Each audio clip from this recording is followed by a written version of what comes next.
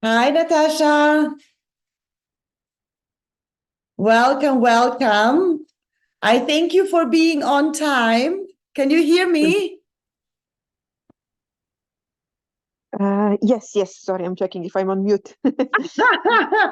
No worries. We are just going to wait a little bit more for a few people to join in. We have 17 signed up, so let's see. Amazing. Yeah. Let's see, because free workshop, you never know. Yes. But with Zoom, I didn't use Zoom since COVID time, so I'm confused with this mute recording. So it's like, Oh my goodness, no. But you did great yeah. the last time you were like on mute. You put yourself on mute the last time all the I was time. sleeping.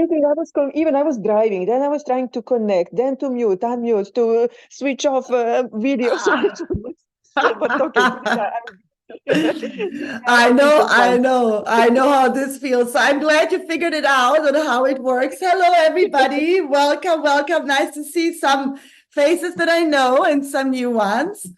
I'm just going to wait a little bit longer. As I was just saying to Natasha, we have actually 17 people or 18, I think, signed up, but of course, free workshop. So we will see. We'll just give it 2 more minutes. I'll play some music. Let me just know if you can hear it, actually. Can you hear the music?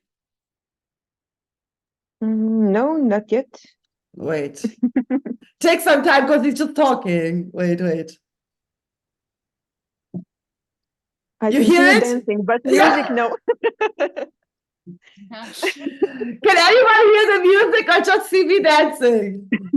Can't hear anything. Oh, I don't know what it is with Zoom because usually when you play music, you should be able to hear it, but somehow it doesn't allow it. And my big box that I have, my boom box, needs to be fixed because it's broken. So it's usually so nice to start with some good music, but okay, we'll just start like this. How are you guys all feeling? You can keep yourself unmuted for now because we are still waiting. Is everyone feeling good? Yeah, amazing. Yeah, I am so happy to hear. Do you guys feel already the eclipse energies? Yes.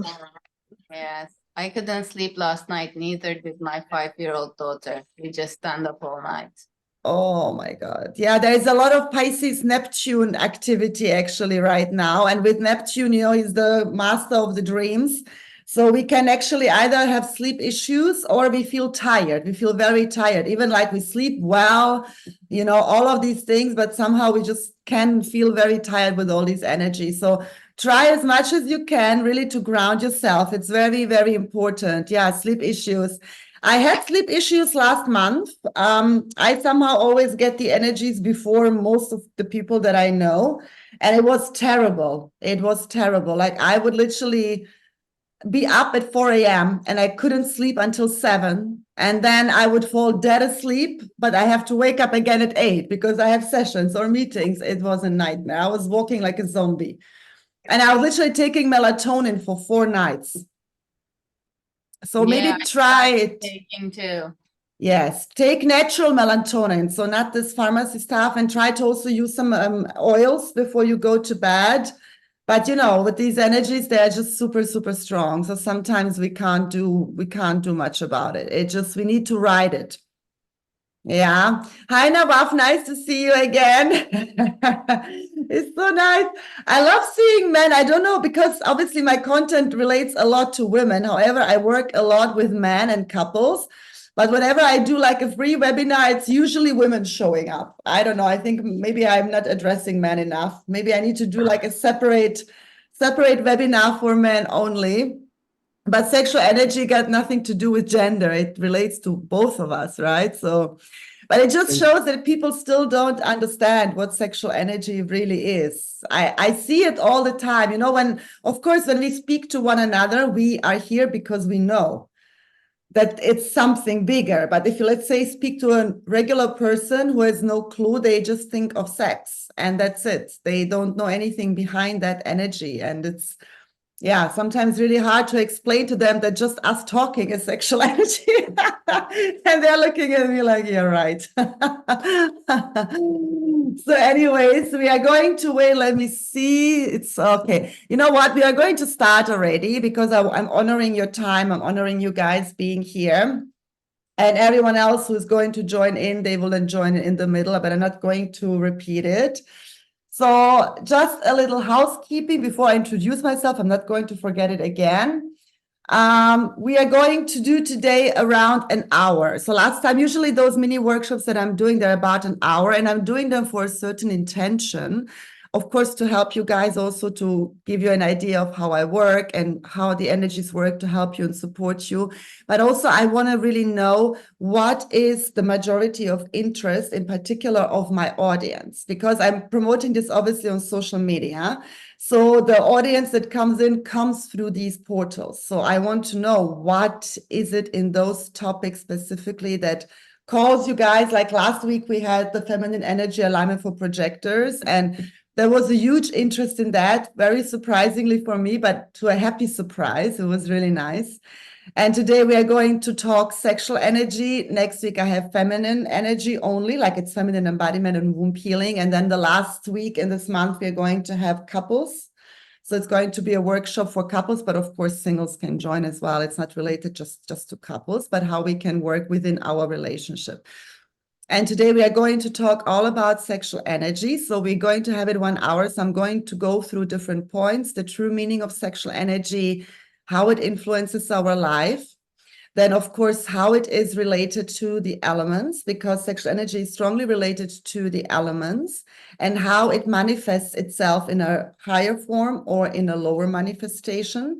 Then we are going to go to something that is called the tree of life in Tantra. And that's very beautiful because it goes back to ancient mythology. We are going to use the symbology of a tree on what is important in intimacy when it comes to sexual relationships. So we're going to have the root, the bark, and then the branches and the trees, and how this also correlates to ourselves, because it always starts with the self.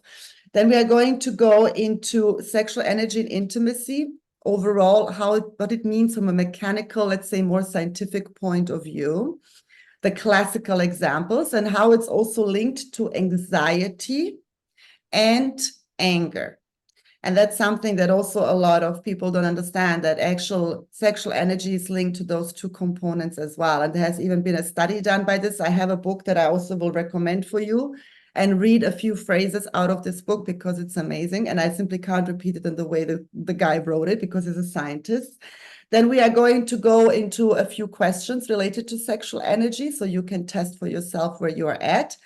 And then in the end, we're going to do a little meditation where you're going to connect to your sexual energy. And we will do a little mini serpent activation. So when I speak of serpent, I speak of the Kundalini. So it's going to be a little mini activation because it's a mini workshop. So when we work with the Kundalini, usually it goes hours and hours and hours. Obviously, we don't have that time today, but so you can feel it already. So most of you guys that are here, you already know me, but I will still introduce myself. So my name is Anita, and I'm specialized in the work of embodiment and energetics. So I work with the balancing of the masculine and feminine energies within us in both genders. I also do tantric healing related to breath work and the movement of the energy and the serpent connection. And I do in particular womb initiation. So my entire work that I do is actually related to energetics. However, I have studied economics a long time ago. I've done psychology, and I have different degrees that nowadays I don't really use so much anymore, because how I work is mainly through my inner wisdom and my inner guidance. So when we start something, a new career, then we focus a lot on what we have learned. And eventually, when we are really empowered in it, we begin to trust more what comes through us. So I connect to the field, and through the field, I guide your energy. So I started also doing light language. I work with astrology, with human design. So it's basically an entirely holistic approach of what I do, right? So we can wear a lot of different hats, and we have a lot of gifts and talents, and our gifts and talents, they open up at certain stages in our lives, in certain cycles, when the cycles open and when we are ready to embrace them. So this is a very short version of my role, and my role in a very one sentence is to initiate you into your sovereign power. That is what I'm here to do. And my role is not to tell people what to do, but to teach you how to use your own energies and master them within yourself so you can live in sovereignty and you can live out of inner authority. And that counts for each and every one of us because it's going to be the major theme in our lives. And I think we can all feel that. So today we are going to speak of sexual energy. And this year, it's very important. And because sexual energy through the energetics of this year, 2024, are going to be highly activated. Now, we had these activations since 2020, and we had these activations in particular when the eclipses were in a Taurus and Scorpio axis. But now we have it because 2024 sums up to a year number 8. So each year has its own frequency, and with these frequencies, the themes that we are working through and that are activated and initiated into us. And number 8 represents in the astrology the 8th house.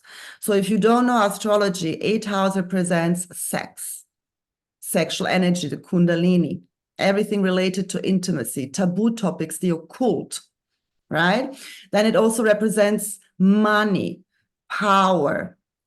And this is also one huge theme this year is going to be power. Where are we giving our power away? How are we identifying with power? What do we relate with power? And shift our relationship to our own power. It's also death and rebirth, transformation, healing. It's a water house. It's one of the psychic houses in astrology, and one of the houses of the deep subconscious. The deepest one, though, is the 12th. So that's why when we speak of this year, we need to really look into sexual energy because that is going to be one of the major themes. Now, sexual energy. I would like all of you to type in before I begin into the chat box. I hope you know where the chat box is. It's down at the bottom where it says chat. And I'd like you to type in what made you sign up for this webinar. And just make sure you're sending it to everyone. I would like to know what made you come to this webinar today. Why do you felt called to it? Maybe it was just a topic. Maybe you feel something emerging within you. Maybe you just want to expand, connect. Maybe you have issues with the energy. I feel shy to say it in front of everyone. You don't need to feel shy, Miranda. We are all here. We are all here for one and the same reason. You don't have to say, though, anything you don't want to say. However, if you want to, it will be amazing.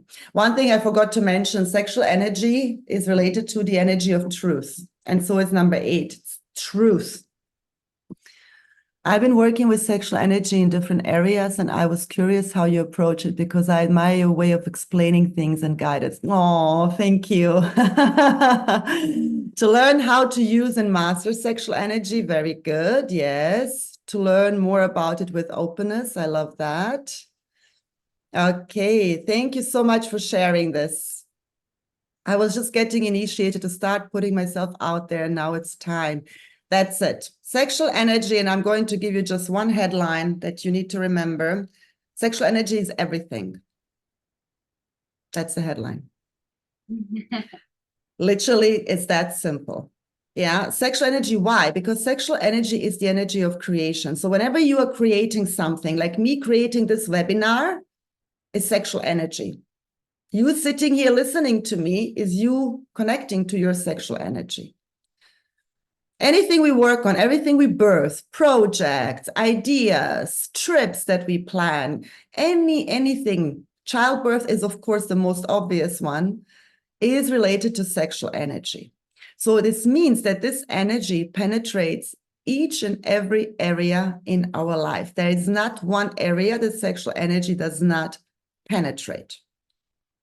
And I'm saying penetration for a reason. So sexual energy always penetrates and always magnetizes. However, with this power comes also, of course, the downfall, which means it can also repel. When sexual energy is not embodied and aligned, it repels. And you can see sexual energy as the life force energy within us. It's that energy that makes you feel alive. It's that spark within you. When you see a child that's smiling and laughing, that child is fully embodied in its sexual energy. Now, we rarely relate sexual energy to a child because what we relate to sexual energy is usually the words dirty, naughty, sex. That's usually what we refer to as sexual energy. And there's a difference between sexual energy and sex. Sex is the intimate act. That's what we do when we are intimate with another person. That is sex. Sexual energy is everything. You see, sex is not everything. It's an act that you consciously do. It's the pleasure you're seeking. Sexual energy is what is there. Now, sexual energy in its positive sense is linked to our desires. Anytime you desire something, sexual energy. How many times a day do you desire something, whether it's just a cup of coffee or an ice cream or chocolate or whatever, sushi?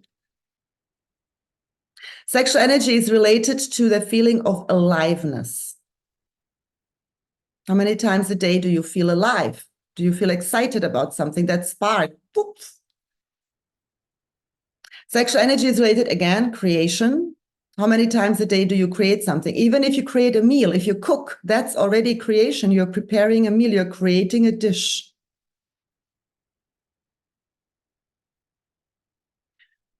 On the other side, sexual energy is related to innocence. And that's when most people look at me as if I'm cuckoo. Innocence. Because in its purest form, sexual energy is innocent. That's why children are the ones that are fully embodied in sexual energy. Children are what? Innocent. But we relate innocence to virginity. It got nothing to do with virginity. Innocence is our own purity within ourselves. How pure do we feel in our being, in our essence? When I will go through the elements, I will explain to you to which element it corresponds to and why.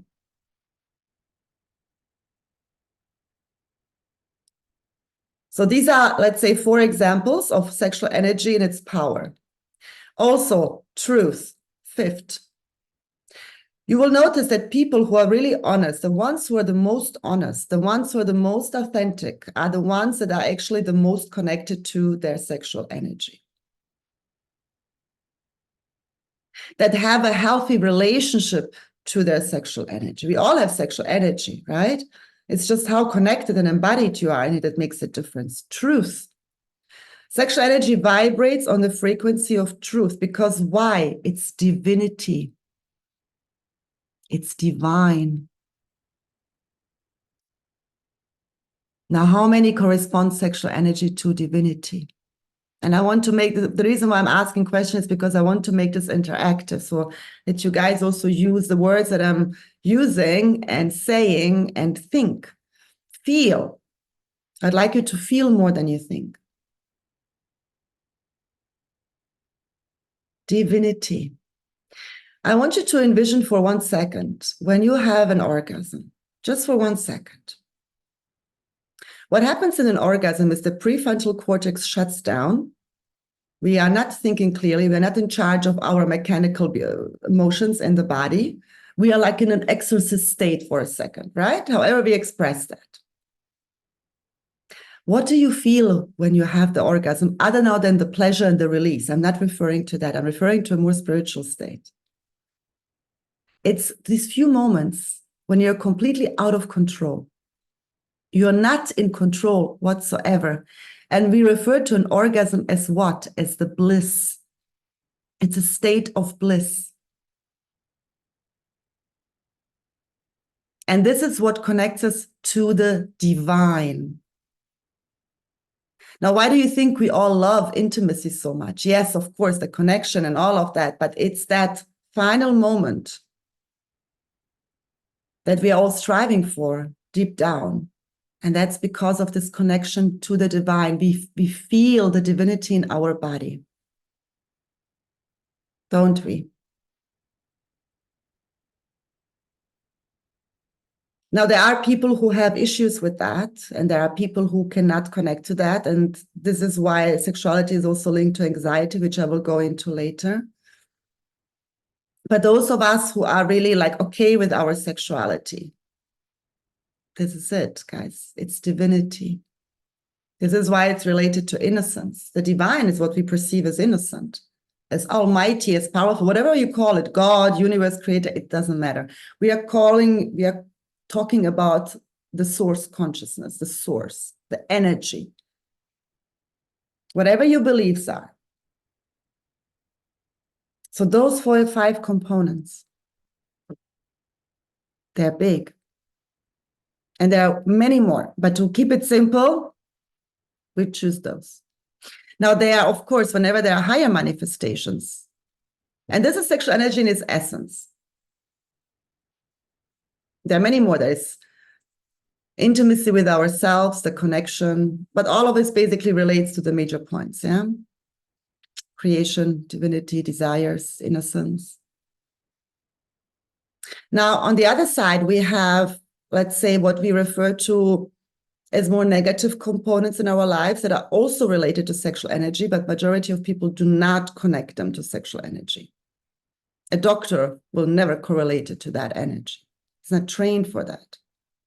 But I've been seeing this in my work over and over and over again. And I work with a lot of people who have sexual trauma, whether rape or abuse, disconnect. Sometimes it's ancestral. And it's going every single time back to these points. Number 1 is anger.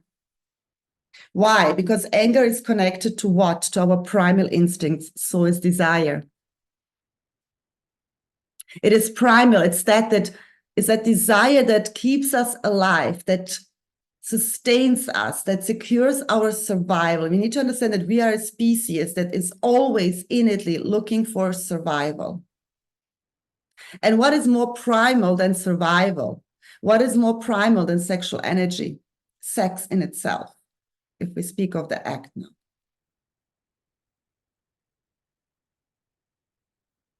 So anger is a secondary emotion. Usually it's a result from a prolonged amount of sadness we have not worked through.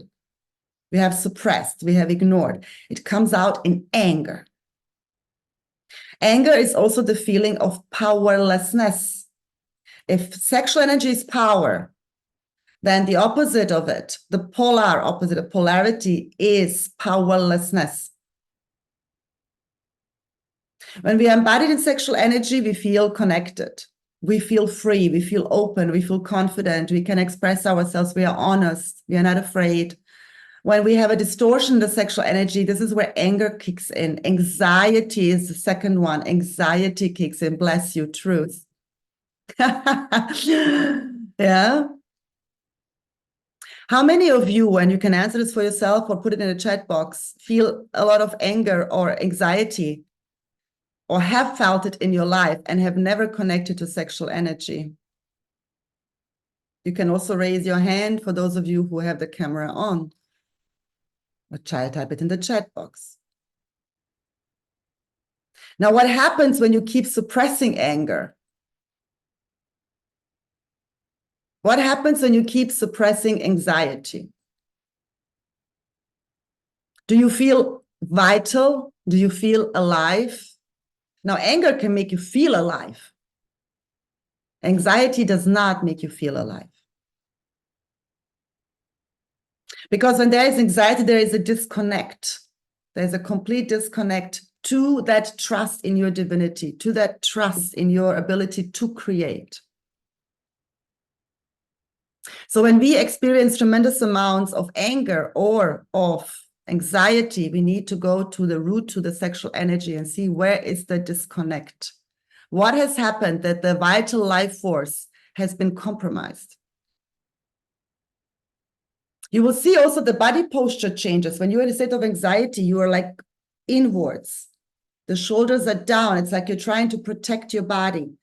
When you're confident, your body is straight. You open your chest. You open yourself to the world. The heart expands. Yeah, so anger, anxiety. Keeping yourself small. The third one. Afraid to shine your light. Whenever you're afraid to shine your light, sexual energy is...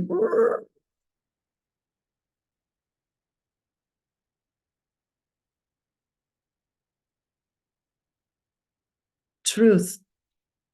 Where are you shutting down your truth in order to please others? Afraid of speaking up.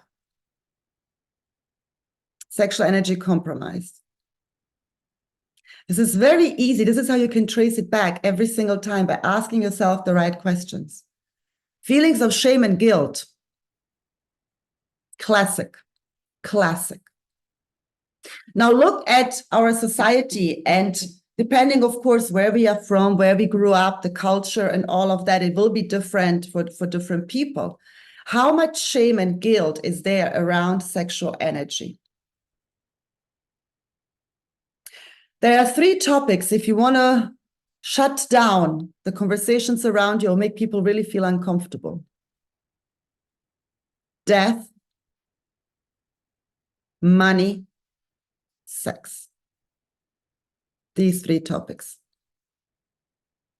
If you want to make people feel uncomfortable, start talking about them. You will see suddenly everyone blah, blah, blah, blah, blah, mumbling or being quiet or not knowing what to do. And you know what? Money, power, sex, governed by what? 8th house. It's all 8th house topics. What I was saying earlier, if you remember. Because it's all correlated. Scorpio, serpent as well. Serpent is related to Scorpio energy.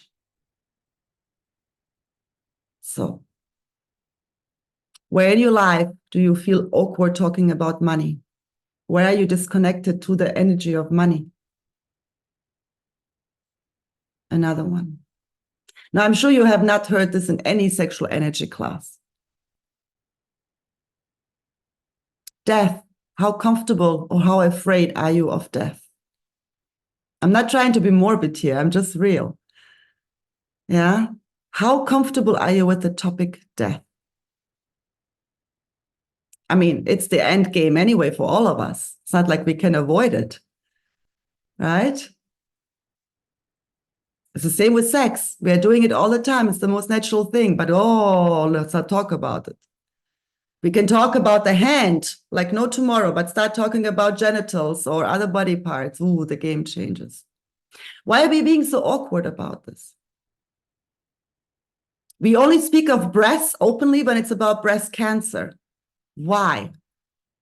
Why does it have to be correlated to something negative? Because it's medical. Then it's okay to talk about it, right? So I'm not here to be the judge what you can talk about and what not. I'm just here to show you where we are suppressing, in what moments in our lives, and we'll see how often this happens, unknowingly, the sexual energy gets compromised.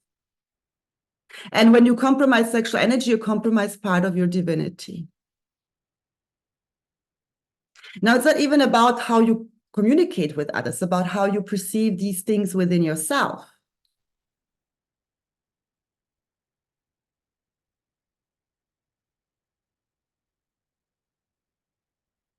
Sexual energy is related to feminine energy, not gender, energetics, polarities. Because in Hinduism, in the Sanskrit, it's the Shakti energy. It's the energy that governs death and rebirth. Again, death and rebirth. That's feminine. It's not the masculine energy. It's not the masculine polarity. Men have that feminine part in them too. But men operate out of different hormonal cycles than women do. So their sexual energy is different. For a man, the sexual energy moves outwards. It leaves their body. Even in the sexual act, it leaves their body, but it operates the same way in a normal setting. Your sexual energy goes out. That's why men can do a lot, because you run on a high testosterone level, but you get burned out. You feel depleted. That's why men need what we call a man cave to recharge. For women, it's internalized. Even the orgasm, it happens internally. It moves internally. So how the flow of sexual energy moves for men and women is different. That is very different. So as a man, it's important to not deplete this energy, to be able to store this energy in your body and move it through the breath in your body. Allow this energy to take over all parts So you feel vitalized, recharged, instead of just having it out. Yes, you have a question, Nawaf? Yeah, actually, just an interesting point because talking about the circulation of the orgasms or the energy within. I mean, isn't it the same with guys? Because I do practice, you know, and isn't the flow, or is it the physiology, or like? The flow, thank you. It's a very good question. Or the flow, when you move the energy in your body, is the same as for women. But you keep it in the body. Yes. You don't move it out. That's the Exactly. difference. You don't move. For a woman, it happens internally anyway, but it can destroy her or it can fill her up. For you, it can deplete you or it can fill you up. So that is the difference, right? Of course, when you do tantric breath work for men, it's the same. You move the energy in your body. But it wants to always go out. It's the same for women. You know, it is said that the two only energy outlets that we have are breath and orgasm. These are the only two ways actually energy can move. If you want to think about it, breath. So it's not just when we do sports, when we dance, we breathe, right? So we have the body movement. But the body movement, it's accompanied through the breathing. So this is, you know, the only two ways to really release energy are breath. So whether we actively do breath work or we go out there, we exercise, we do sports, we connect to nature, we breathe automatically differently. When we are in nature, we breathe deeper. And usually we tend to be like, when we are somewhere where it's like relaxing, we automatically take that breath in. Exactly. Yeah. We breathe deeply. So it's important to understand, you know, how the energy functions in different ways, how we can utilize this energy to not deplete it. And that counts for both. Yeah. Now let's go a little bit into the sexual energy and how it's related to the elements. Because each element corresponds to sexual energy, again, because the earth has its own life force energy. The earth has its own womb. Let's look at earth. Let's start with earth. The sexual energy with the element earth, when it's in its positive and its higher manifestation, and it's, let's say, purest form, let's call it purest form, because everything else is just a distortion, and it's part of life. We need those experiences sometimes to go back to the divinity, because how can we know divinity if we don't know the opposite of it? Right? This is how it works here on Earth and in the universe overall. When we relate it to the purity of Earth, then we feel grounded, sensual, safe, protected, held by life.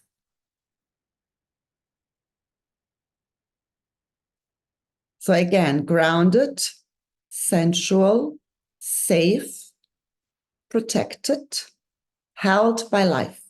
It's also related to Taurus, Capricorn, especially Taurus energy, right? Because each sign has its element correspondence.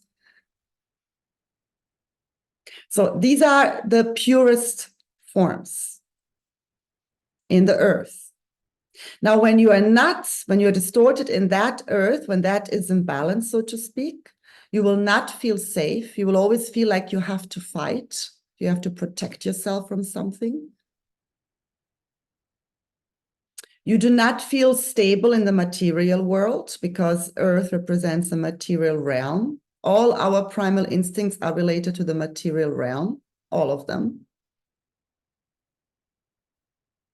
And includes money. Again, 8th house, finances. How stable do you feel within your material realm? Sensuality is presence. When we can, for example, I drink my coffee, and whenever I drink it slow. I enjoy it. I'm not like, okay, put it back. Yeah, how present can you be with what you do in the moment when you even speak?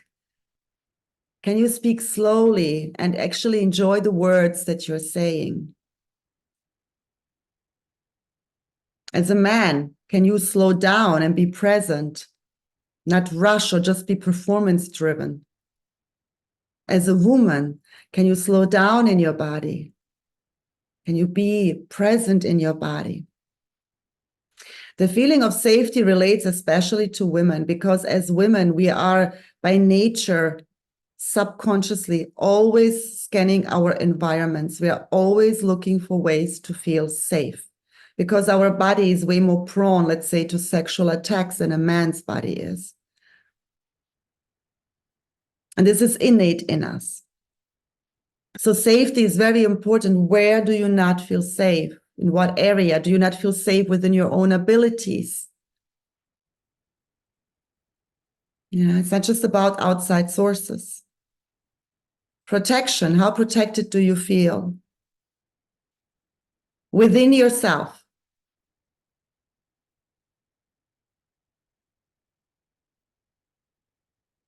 How rooted do you feel rooted on earth? Rooted in your body. Okay, when we go into water, what is water? Feminine as well. Earth and water, by the way, are feminine polarities. So water, emotions. How are you doing with your emotions? Do you feel safe to express them? Are you in charge of your emotions or are they in charge of you?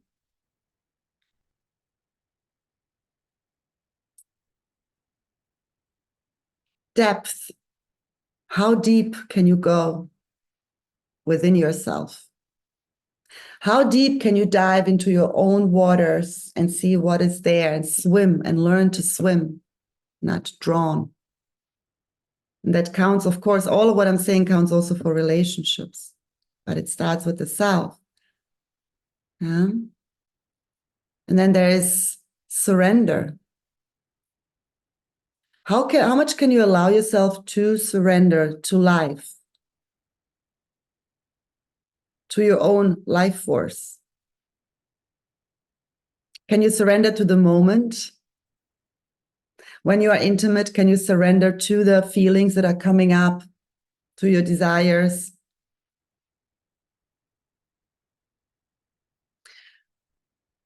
The distorted manifestations of water are emotions out of control, completely out of control. You are reacting, not responding. And you're easily triggered. I mean, nowadays, this trigger thing is madness. Everyone is easily triggered. But you will never be easily triggered when you're in charge of your emotions. Anger is an emotion. Sadness is an emotion. Grief, shame, emotions related to sexual energy.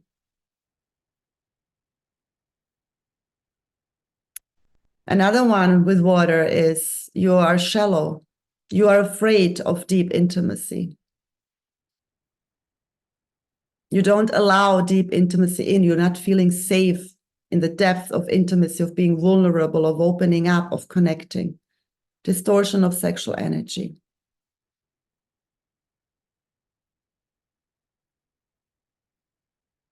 It's not always easy opening yourself up and being naked emotionally. It's easy to be naked with our bodies, but it's not so easy to be naked with our emotions and what we truly feel. And that is the problem we are facing. Right? And the opposite of surrender is control. When we are trying to control everything, when we cannot allow, when we don't trust, we try to control every single outcome in our life. We don't feel safe if we don't control. And that counts for men too. This is not just for women.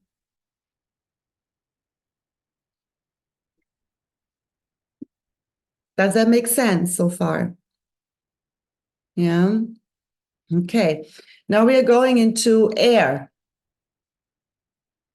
Air is something, it's an element that a lot of people cannot really relate to. which is very interesting. Air is actually one of the most powerful elements. So we're going into air. Air is masculine polarity. It's governs the thoughts, the downloads. Air is also in its highest manifestation with sexual energy, the connection, the direct connection to our divinity. Air. Air is the innocence I was talking about earlier. It's the purification, and it's the freedom. When we go through death and rebirth, we purify. The whole process of death and rebirth is a process of purification. Sexual energy.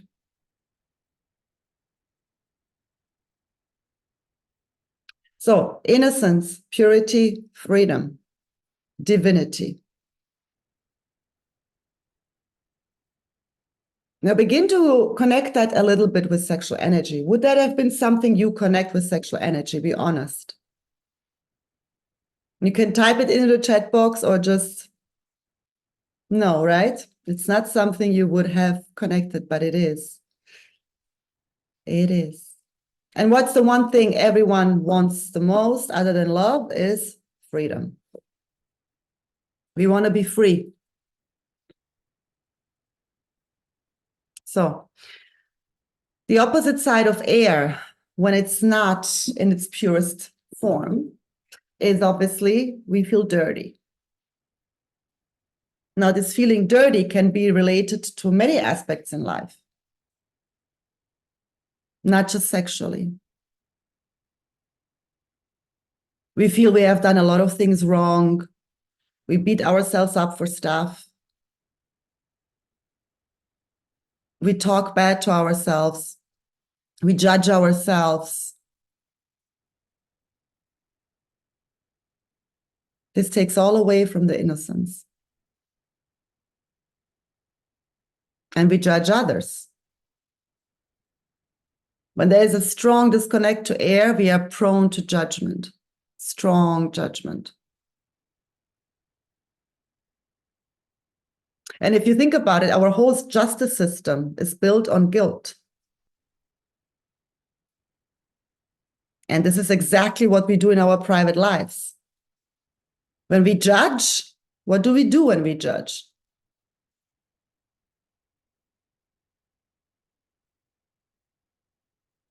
We try to present a status quo that was set for us. And a status quo is what we perceive the right thing. When we judge, we divide, we separate. This is good, this is bad. But when we judge, there is no space for freedom. There is no space for innocence. There is no space for purity. It's a stamp, guilty, done.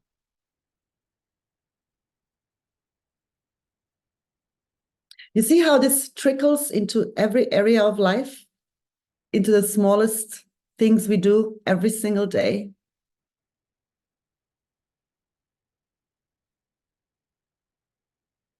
When we are in an imbalance to air, we also are not free, because what we do is we don't trust the body.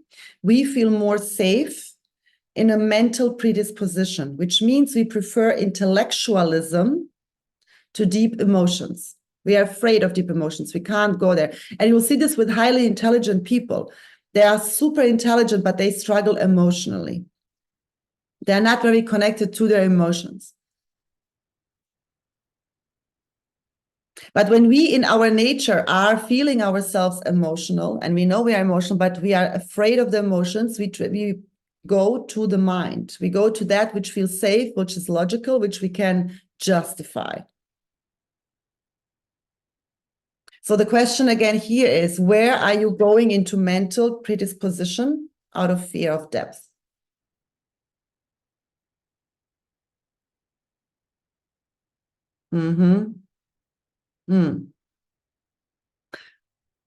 Also, divinity.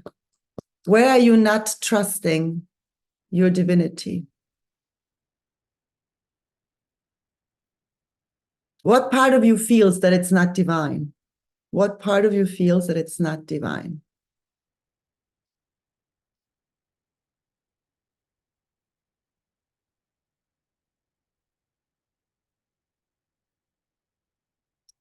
Yeah. Now we're going to go into fire, another masculine element. Fire in shamanism is considered the father energy. Fire. Fire in its purest form. And of course, I'm just giving you a few examples. To each element, there are way more, right? But we're not going to go now through 20 things. I think you get the point in those, right? So with fire, when we have a purity state of fire, then there is passion. More of the fire that burns within. Passion. Can we do in life anything without passion, really? We can't, right? Then there is creativity. Creativity is linked to fire. We create something.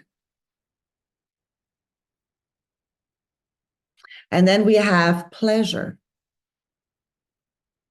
Ecstasy, pleasure. Most of the things we do in the day are derived from pleasure. Do you feel that the statement is false or true? You can type it in the chat box.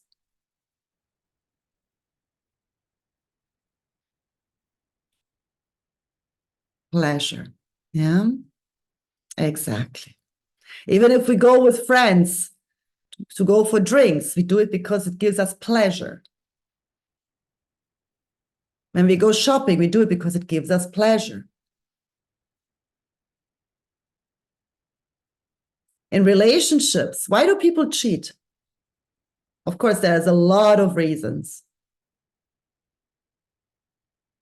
But one main factor is because someone else promises more pleasure than what they have. Another situation promises more pleasure than what they experience where they're at. And that pleasure does not have to be related only to sex. It can be related to how this other person makes them feel about themselves. You see how primitive, so to speak, we are in our purest form. And we do these things subconsciously. You're not going about the day thinking, am I innocent? Am I pure? Am I free? Am I in pleasure? You don't do that.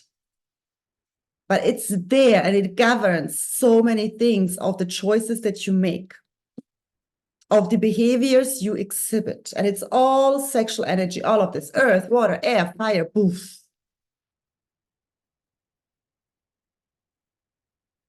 Now, the opposite, the polar opposite, the distorted part of fire is passion. We feel lifeless. We have no passion. Nothing really excites us. We do everything like, you know, those people who are just like, okay, I'm going to work. Okay, I do this. You don't feel that spark in them. You don't feel that fire in them. Struggle to be creative. We struggle to do something that we really enjoy. And I'm not speaking now because creativity, as I said earlier, it's making a dish. It's arranging flowers in your house. Yeah. Planting tomatoes. This is all creative energy. But I'm speaking especially of your own creativity.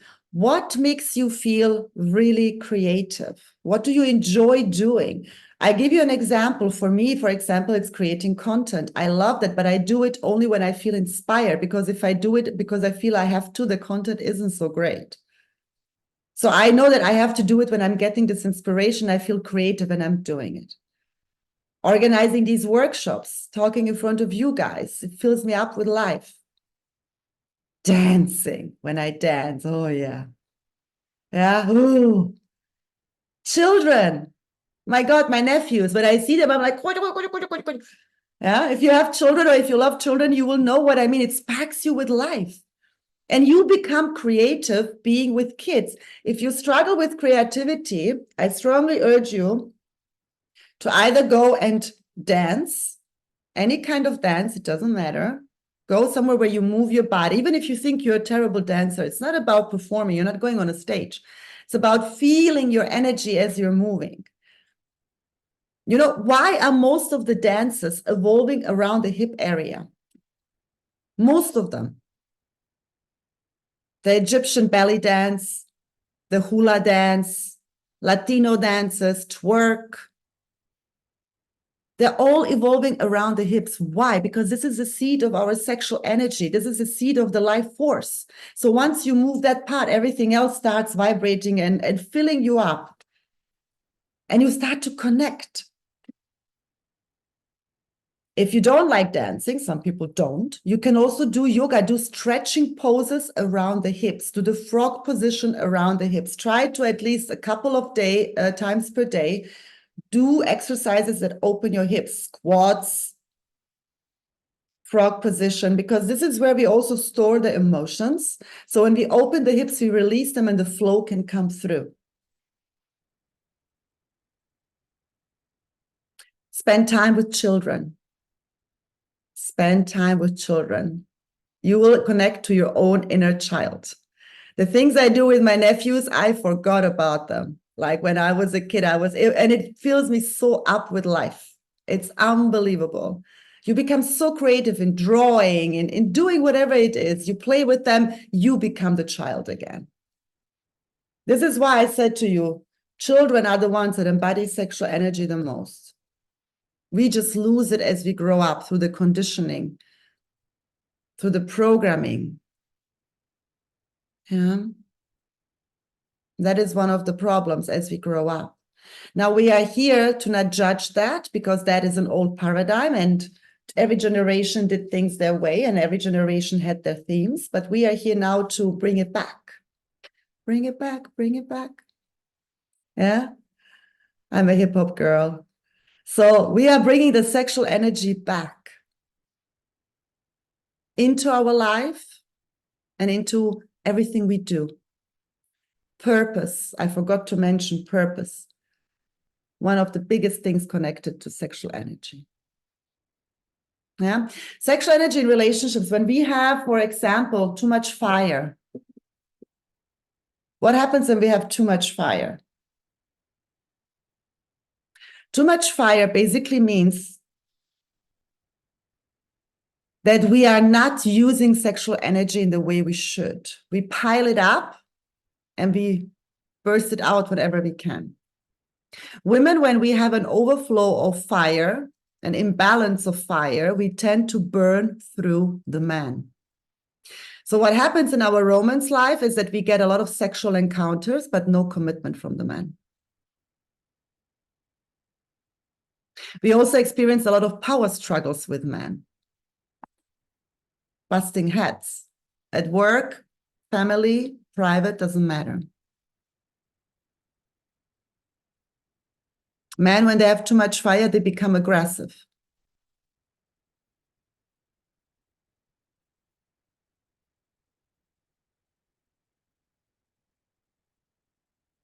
When we have too little fire, then we are feeling unseen. We are afraid to shine our light. We keep ourselves small. Because fire is related to solar energy, the sun shining.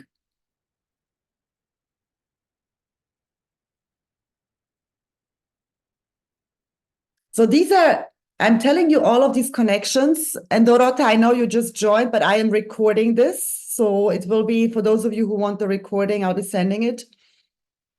All these elements and everything that I'm telling you is for you to check in with yourself, where you're standing in relation to sexual energy for yourself. Yes, I'm giving you really literally tools where you can check in, and mark my words, these are bulletproof tools. I'm using them for myself. And it's not about being in this energy 100% 24/7. We are still humans. Life happens, shit happens. We go through fluctuations of our hormones, of everything. But it's about checking in several times per day. If you feel, let's say, drained, if you feel without life, if you feel tired, if you feel this and that, to find ways to rebalance that energy again. It's always about balancing the energy, and life will always put you into expansion and contraction to learn back to balance. It's one of the universal laws is balance. Yeah. Does all of what I've mentioned so far with the elements and sexual energy make sense to all of you? I think I have something. You can type it into the chat box. Yes, I'm firing with men. It clashes often. Yes, because men are fire, right? So men don't want another man. The problem is when we as women have too much fire, we are too much in our masculine. And then we become the other guy. Right, Navaf? So no man wants to have a woman that's like another man just in high heels. So we need to understand that, ladies, okay? Being a woman is not about, being a man. This is not freedom. We can have fire, but use that fire smart. But this is why I say this is when it's in excess, when it's not balanced, when we are not in charge of our energy, we tend to do this. And it's again through the distortion of sexual energy. Yeah, fascinating if they only taught us this at school. I wish. I wish. I wish we had this back then. Yeah. But I was thinking for a while on how to build this webinar today. And I wanted to give you something different because I know there's a lot of teachings out there on sexual energy. And I just wanted to give you something I know is not out there. Something that is unique, even if it's a free webinar. How to channel this fire as a woman is you need to understand as a woman, where is this fire coming from? Is it from control? Because remember, it's a masculine attribute.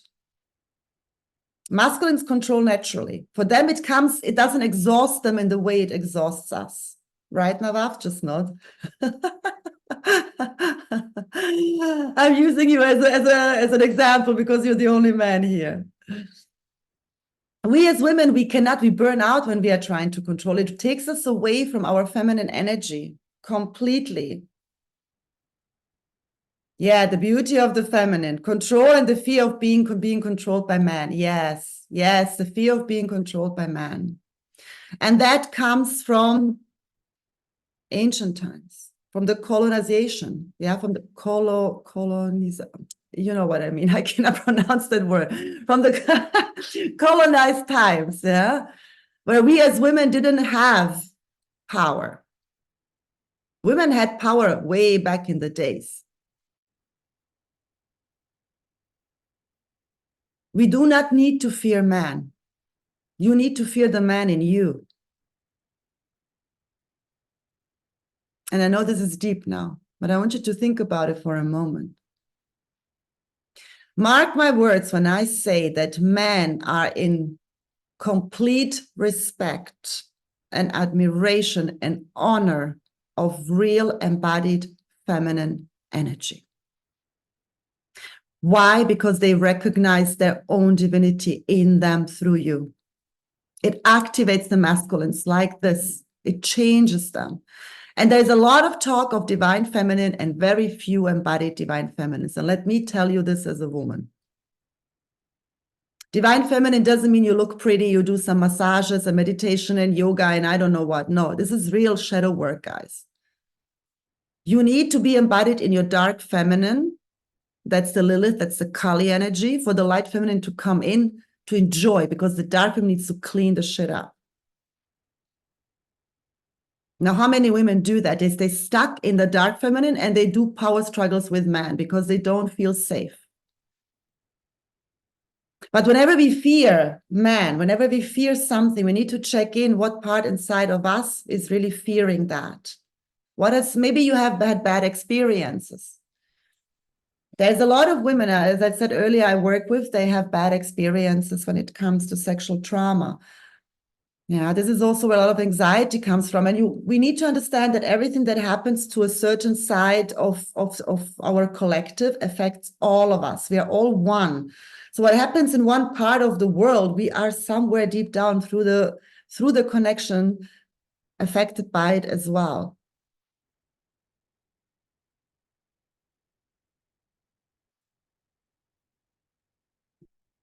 It's fascinating to see that happen. I recently started working with men in my healing work, and it feels so different and strong to hold space for men. Yes.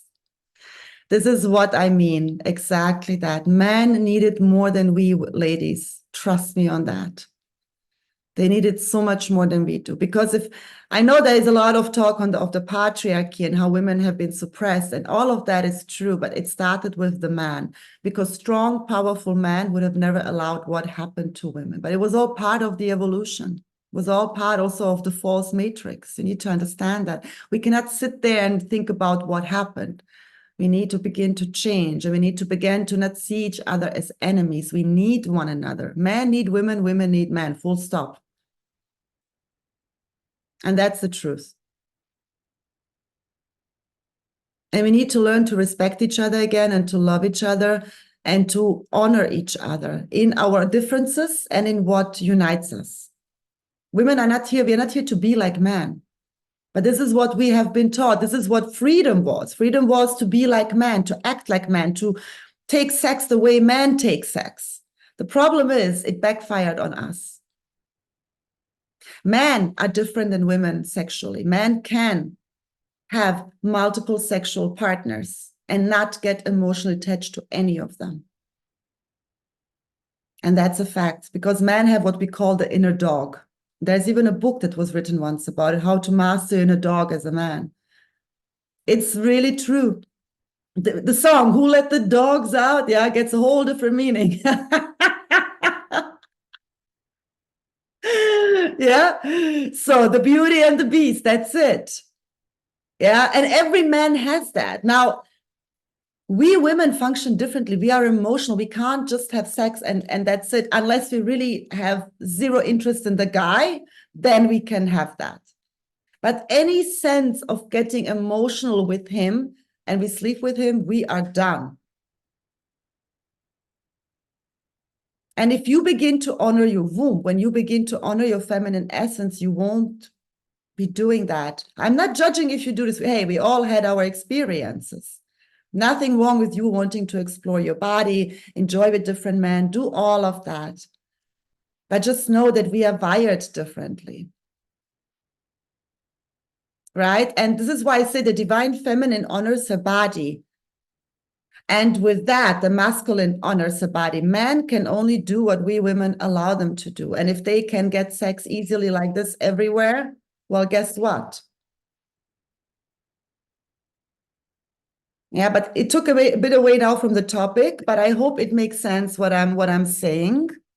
Yeah. So, men need to learn to master their emotions, because men have whole different other issues and traumas to deal with. And we women need to learn to be feminine again. And it got nothing to do with the way we dress. Okay. Just shortly. Okay. Nawaf, yes, please. Yeah, I'm trying to type the question, but I'm not able to form it into words. And just quickly to understand if it's the same from, the divine feminine's perspective, which is like as a guy or as a person who embodied, the feminine within. It's just, is it the same when it comes to queens embodying the masculine, the way guys would embody the feminine? Yes. Because I don't hear like that much talk about embodiment of the masculine, from a queen, from a priestess, from someone who's already there. It's just like, are they wanting that, space to be held by by someone embodied, or they do embody it themselves, and it's just like different ways of connecting, Yeah, so how it works. Thank you for these questions. They're so powerful. So first off, it's really great. Thank you. First off, as a woman, our masculine energy is very important. You cannot be embodied in your feminine, and that's very important, unless you have a masculine container. What does a masculine container mean? A masculine container is your ability to have structure in your life. Masculine is the structure, to build a structure in your life, to have stability, to create stability for yourself financially, right? You have a direction, you have a purpose. This is masculine. Purpose is masculine energy. And you need to have that container if you're single or if you have a partner. So when you have that masculine container within you and you're stable within yourself, you have a direction, you have a purpose, this is when you are feeling safe with the man as well. Because then you are not being needy of a man to provide it for you. So there's a difference between neediness and natural need. A natural need for a woman is it to have a man by her side, to be the provider, the protector. A provider is not just financially. I think this is also taken out of proportion. Yeah. And neediness is like, I can't do it alone. I need someone to do it for me. I need someone to validate me, to fulfill me, I cannot build structure. I need a man to do it for me. I'm lost. This is neediness. Yeah. Neediness comes out of a state of lack, of fear. Natural need is a natural need. So Nawaf, I hope that answers the question. Yeah, as a woman, you need to be safe in your masculine. When you're safe in your masculine, you don't fear man because you don't fear the own man within you.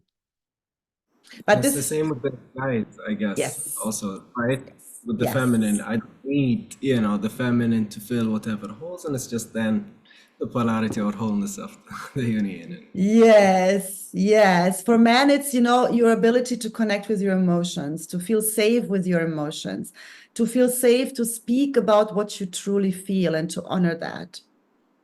Yeah, so for the man, it's the mother wound when it comes to feminine energy and the father wound when it comes to your own energy. And it's the same for women.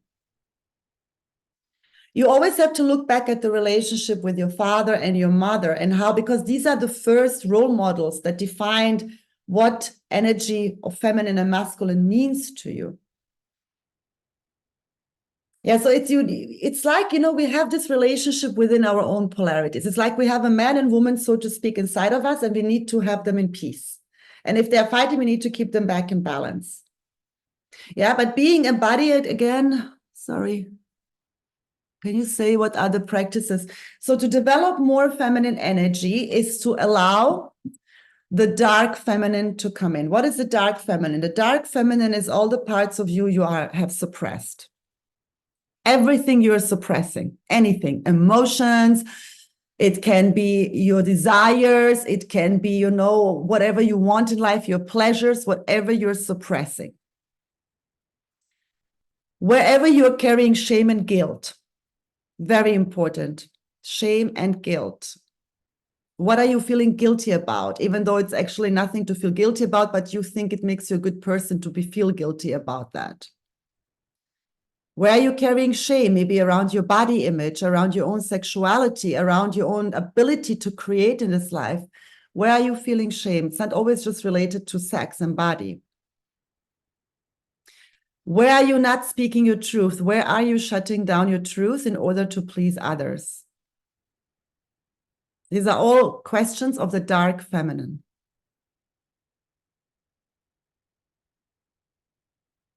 Yeah, so these are a few examples on how you can start. Then go with the dark feminine as well into the areas of father and mother. Where do you honestly feel that these relationships have defined you in a way that's not truly you? What definition have you given to men and women, and now I'm talking gender, based on that? Because however you view man is how you view your own masculine energy. However you view women is how you view your own feminine energy. And that counts for men and women alike. You see, men, for example, when it comes to man friendships are amazing.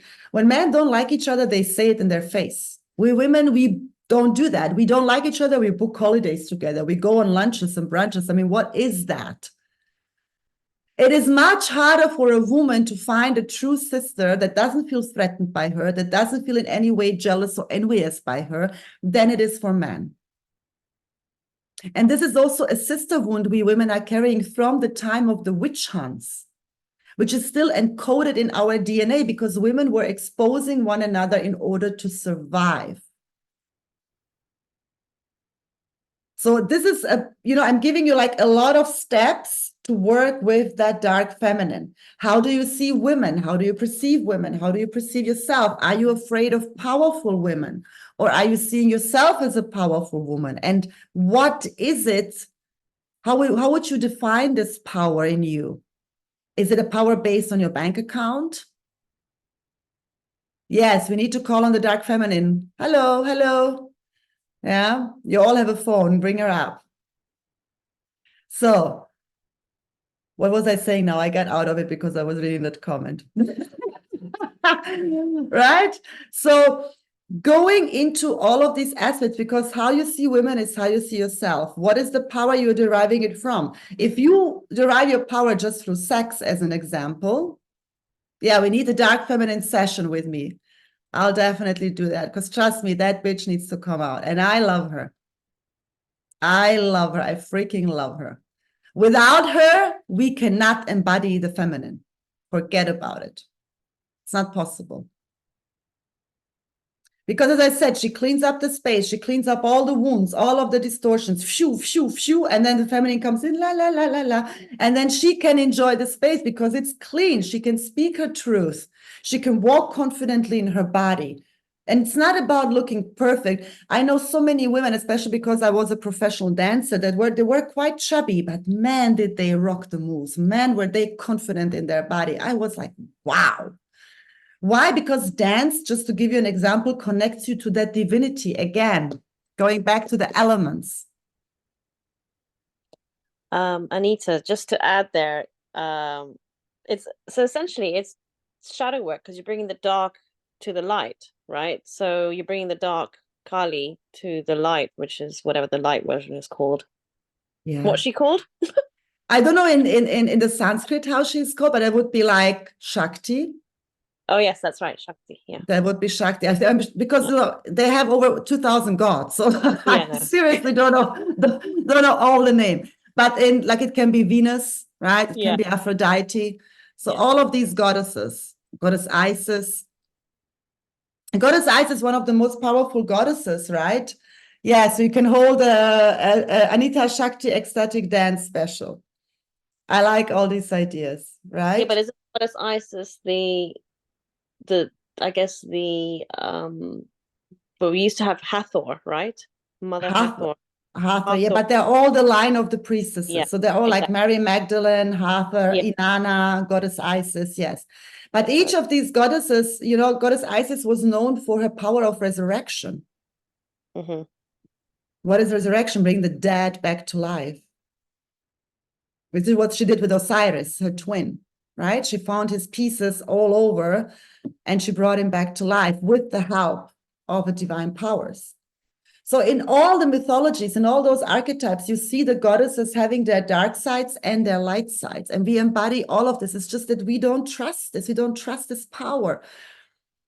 Why? Priestesses are the ones that run the temples. They were the ones doing tantric stuff, sexual mastery, sexual healing.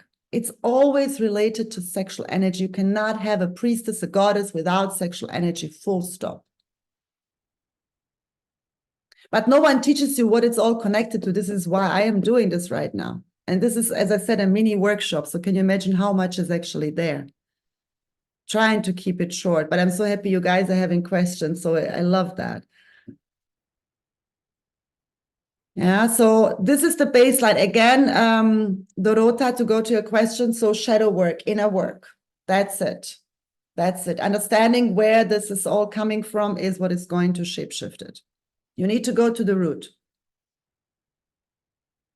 And this will shapeshift your relationship to your own masculine, and with that, to the man in your life, all the men, your boss, your coworkers, brothers, cousins, doesn't matter. Yeah. Now let's go a little bit back, a little bit not back, but forward into what I was referring to earlier, intimacy. When it now comes to our relationships with men and women.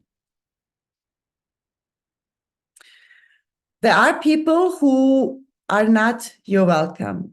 There are people who are not, how do I put it? Let's use it this way. We all have a different level of sexual energy. All of us. Some of us are born with a super high level of sexual energy, and these are usually also the natural born healers because it's a healing energy. That's why we say everyone who has a high level of sexual energy is a healer, is a truth speaker, truth seeker. It's all related, 8th house, going back to the 8th house. Some of us are born with a natural high level of sexual energy, others less. This is not who is better, who isn't. Got nothing to do with that. It's just how we are in our soul essence. Yeah, that's simply how it is. Like we are, but this is related to the soul now. But how we use the sexual energy and why, let's say, it gets less or it gets more is up to us. It's like we are born, let's say, with blue eyes or with brown eyes. We can't change our eye color unless we put those lenses in, but our eye color will stay. So when it comes to this sexual energy and how high it is, this is also going to dictate how important intimacy is for us in our relationships. This is what I wanted to say when I was starting with some people need much less of it than others. However, one of the reasons why some people need also less of it than others, because they cannot go through the natural process of what is required to really enjoy this with pleasure, fire, and passion. When you think of relationships, yeah? Now I'm going to give you the example of a tree of life. I wish I had a tree of life. Now I don't. I want you to look at the roots of a tree. The roots are going very, very deep into the earth, right? And they're firmly rooted, earth element. Grounded, rooted, strong. You can tell the health of a tree by its roots, not by its branches.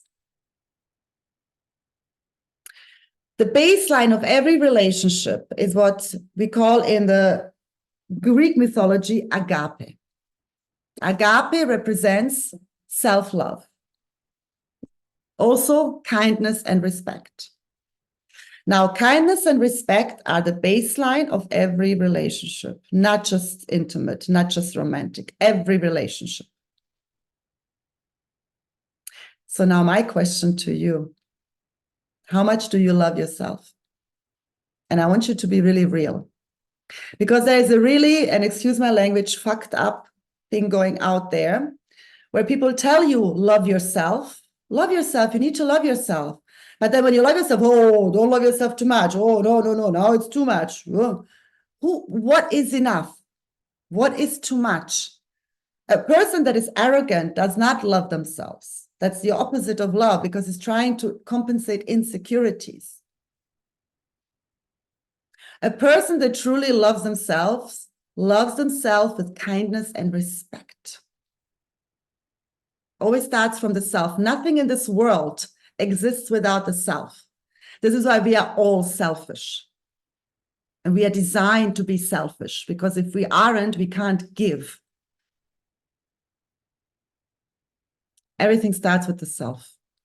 And even people who are people pleasers, they do it out of reasons to feel good, to please others because they want to be loved. So it goes back to the self. Just a quick side note. So do not buy into that BS. We are here to be selfish, but there is a difference between healthy selfishness and extreme selfishness, right? Now, when it comes to self-love, there is no extreme. Love is love, for God's sakes. So my question to you is, how kind and respectful are you to yourself? Please type it into the chat box.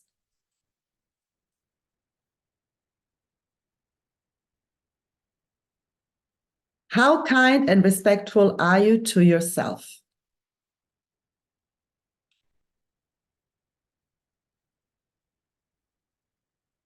Working on it, good. More kind to others, classic, yeah. Moderate, whatever that means, Dorota. Good. I struggle, yeah. You see, if you think about the roots of a tree, the earth, yeah? And if the baseline of a healthy tree are its roots, and the roots are based on kindness and respect, if that's the soil, the healthy soil that keeps the tree healthy, then you need to pour into that. Otherwise, the tree is sick. The branches are not going to blossom. Self-love is the basis of everything. Self-respect is the basis of everything. Honoring oneself is the basis of everything. Most issues that we have in life are based on a lack of self-love. Because people want you to love yourself. But then you actually do it and you set boundaries and it goes against what they want, then suddenly it's too much. And this is why self-love can be tricky, because it requires you to accept rejection. This is why it's hard for many. But the more you love yourself, the more you set an example of what it truly means to be embodied in self-love. And the more others will follow. We need to set examples.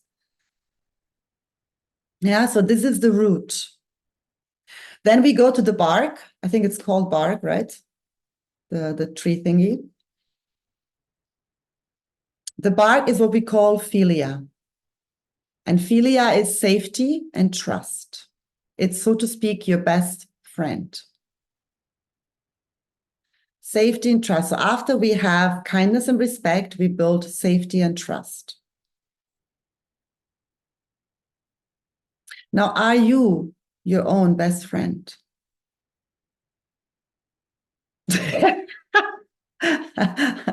Yeah. Yeah. You are your own best friend. It goes back again, earth, safety, safe. Not always. Sometimes we are our own worst enemies. You see the importance and how it's all connected to the elements. It's all connected, going back to the elements. This is why I was building it like this. Now, once you love yourself and you become your self-best friend, now we go to Eros. And Eros, my loves, is the fire. This is where romantic love comes in, where passion comes in. A lot of couples have all three in the beginning, especially the Eros is strong. But with time, the Eros goes away because they don't work on it, they don't prioritize it, and all that's left is agape and philia. This is why a lot of couples are more roommates than couples. Eros is very important in life. It's also the passion you have towards yourself. How much do you are in Eros with yourself? How much passion do you feel about yourself? Can you look in the mirror and be like, oh, I'm so hot? Like you will with a partner, right? Like, oh, come, baby. Like you feel so passionate about them. I want you to feel like this about yourself. Again, it's not about perfection. Forget those images you are fed with. Women have a bit of cellulite. We have a different skin because biologically we are here to give birth. Stretch marks, so what? Your body is healthy. That's what counts the most. So how passionate can you be with yourself? Especially when it comes to also self-pleasure. This is a very important factor. To know your body, to know your pleasure points, you also need to self-pleasure. How will you know what you like? A lot of women, especially, they don't know what they like. They just take whatever the guy does. And if she's lucky, he hits the right spots. If she's not, he doesn't. Man, performance driven. End goal, end goal, end goal. No. Real passion is deep. Real passion is like, oh, it's that fire in you, the creativity, the ecstasy, going back to the elements. It's also freedom. Being passionate with yourself is being free. Can you be free inside and outside the bedroom?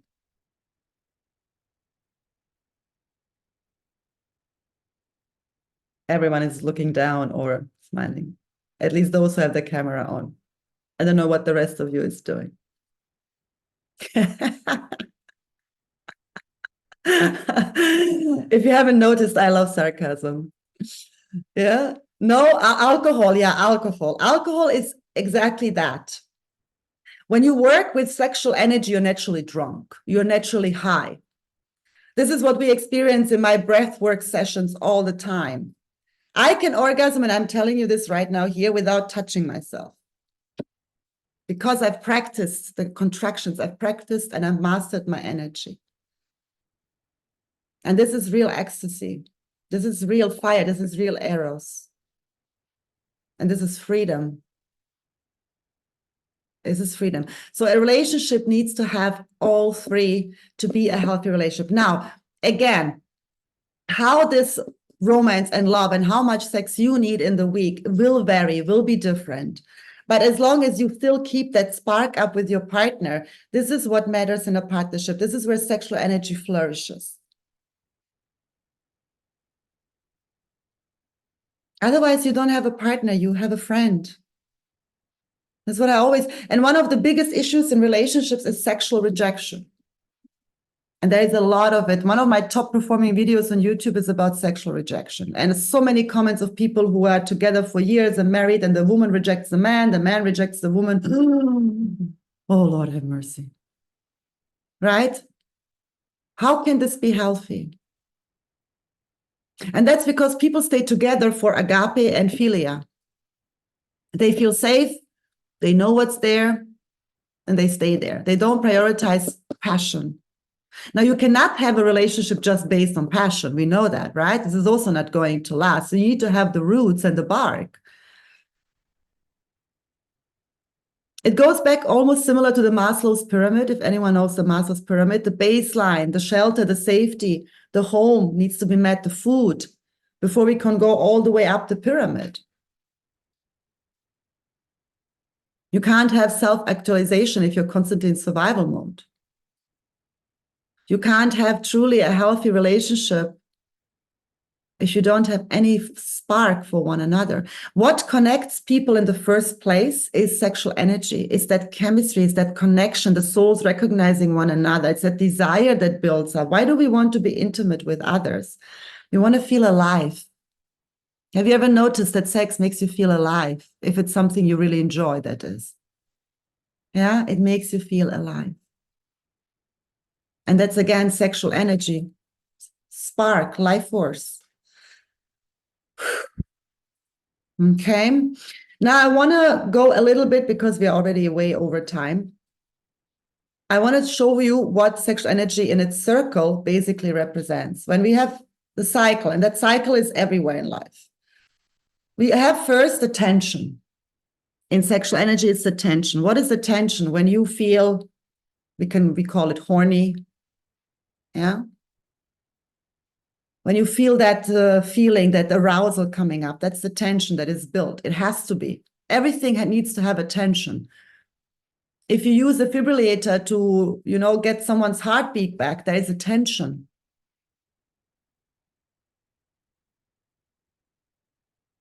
And then with the tension, there is a charge. What happens when we charge? We make out. There is a kissing, there is touching involved. Yeah. It charges that tension. It makes more. It's like you have fire and you put like oil in it. Boom. You charge that fire. To keep it simple now. Now, after the charge, so we have tension, charge. And charge is, for example, in intimacy. Yeah, we are intimate, we penetrate, intimate. Then what happens? Both discharge. That's what we call the orgasm.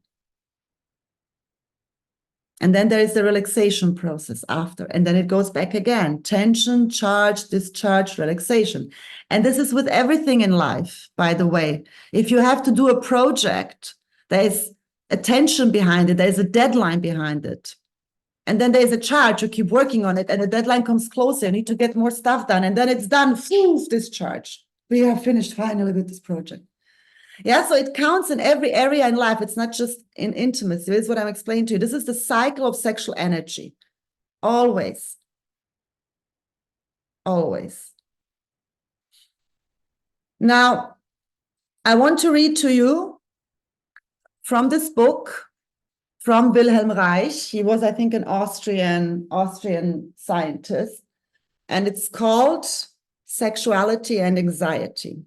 So he has studied the link between sexuality and anxiety, and he is also the one that came up with that cycle of sexual energy on how it operates in its essence. And I just want to read for you one particular part that I have highlighted, okay? Destructiveness is a biological reaction to the denial of sexual gratification. Now, sexual gratification is not just sex. It's a gratification to everything that keeps you alive, to any pleasure, to any desires you have. Because remember, sexual energy is the desires, right? The pleasure we experience, and that can be in every area of our life. Like sexual excitation, it strives toward the world. And only its goal is different. The sexual impulse seeks to attain pleasure. That's the tension. While the destructive impulse seeks to eliminate a source of unpleasure in the outside world and to destroy the basis of the unpleasure. Thus, both sexuality and destructiveness have the same direction toward the world, but their goals are decidedly opposed. On the other hand, unrequited love can turn into hatred or can greatly increase already existing hatred. Sadism stems from the combination of sexuality and destructiveness. Perhaps the most apt way of expressing these phenomena is to say, if one cannot move lovingly toward the world, one tries to destroy it.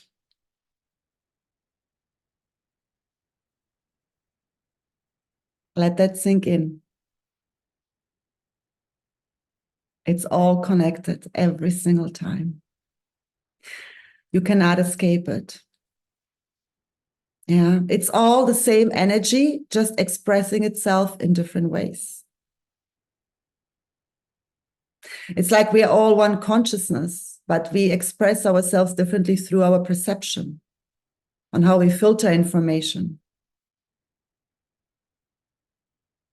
Yeah. So I just wanted to leave you with that. And if you want to get this book, it's a bit difficult to read, but it's so amazing. Really, really, really good. Yeah, I'm going to type it into the chat box, and then we are going to go into the meditation.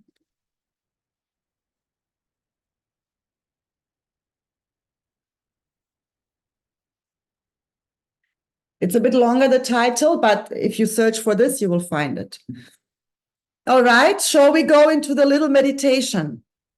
We'll do the meditation, then we have a little Q&A. And I'm sorry, I announced this is going to be 1 hour, but as you see, it's difficult to keep this so short. All right, then I invite you all, whenever you're ready. I know most of you have already the camera switched off, to either lean back where you're sitting or lay down. You can switch off the camera, you can leave it on. And just put yourself into a comfortable position. And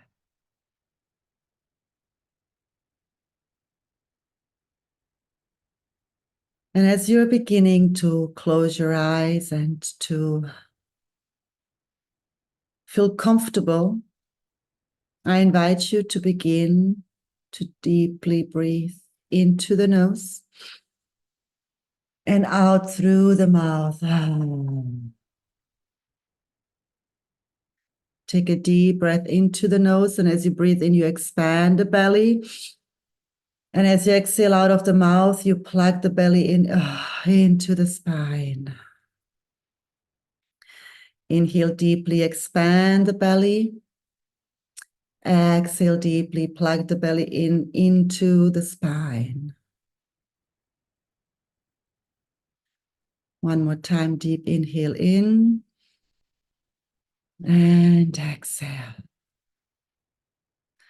Now we are going to inhale, counting to 4, 3, 2, 1.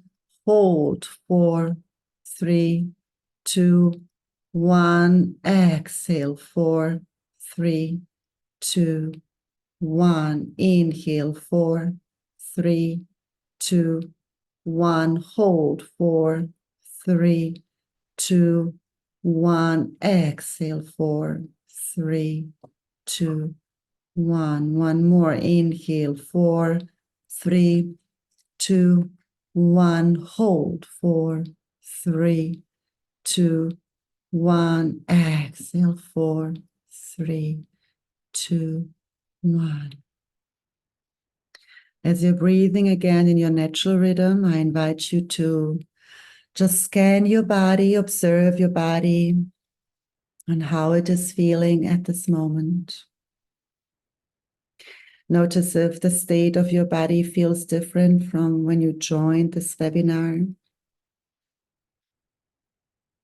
If maybe you feel more relaxed, more clarity, maybe more confusion. And just allow whatever you feel to be there with no judgment or trying to make sense out of it. But just allow yourself to be present with it.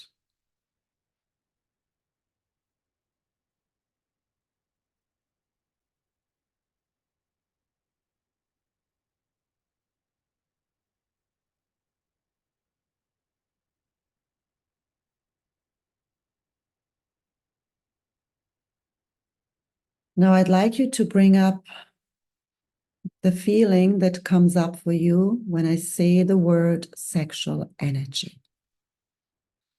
And just tune into the frequency of the word, not the meaning you give it, not the definition you heard about it, but just into its frequency.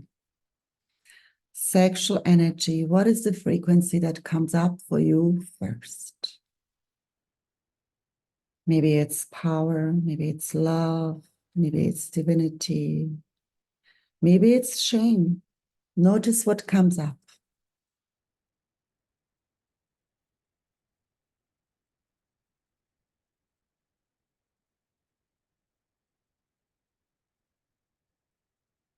And then begin to observe where in your body your sexual energy has its place. Where is it located in your body? Where do you feel it? And do not think your mind has no job here. Your body knows. Just allow what comes up first to be there.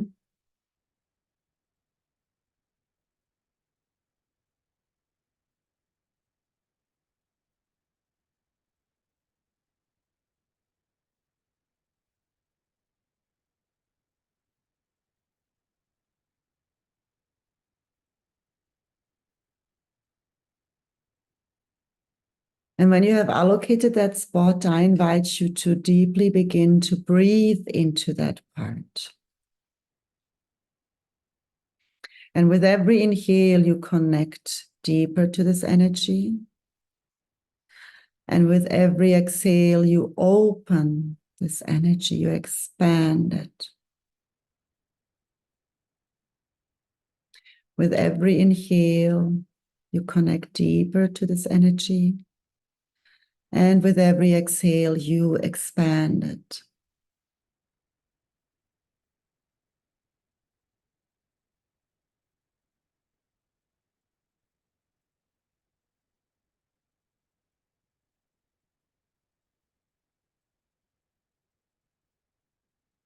Now, if your sexual energy would be a color, what color is shown to you?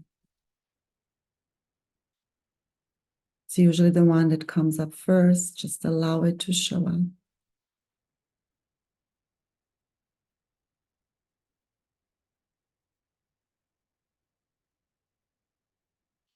Now envision this color of your sexual energy as a vortex.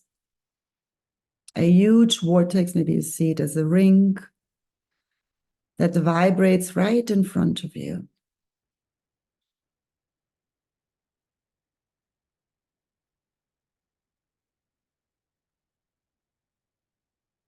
And you feel the call to enter it. Now with your next inhale, you take a step forward in your mind And with the next exhale, you find yourself in the middle, in the midst of your sexual energy.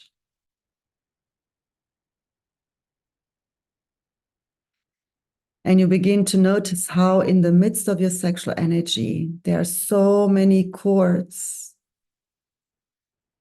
connecting this vortex to different points in your body.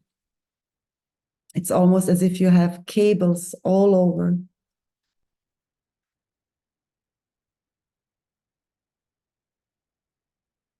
And all of these cables are interconnected with one another. They need one another to create a whole.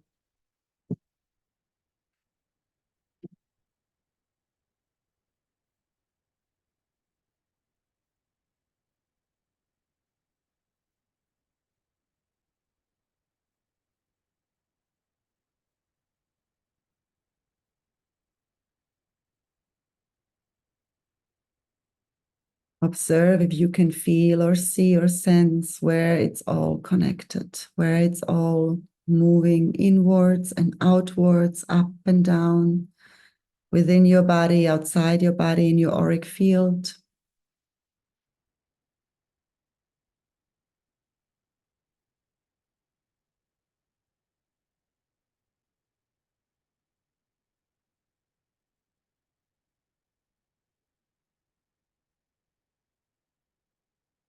And notice where there may be any disruptions, any disconnects.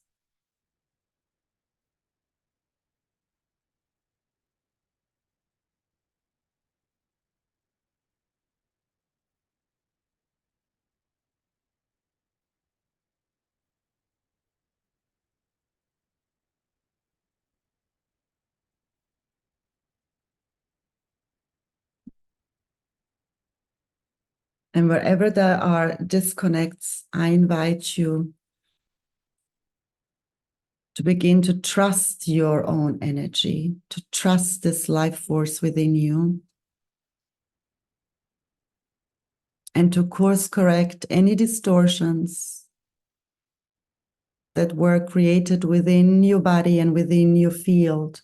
And as you're breathing in and out, you allow this energy to move from wherever you allocated it all the way up to your spine, all the way up to the top of your head, your crown. And as you exhale, you allow the energy to move all the way back down your spine, back through your genitals into the spot where it's allocated.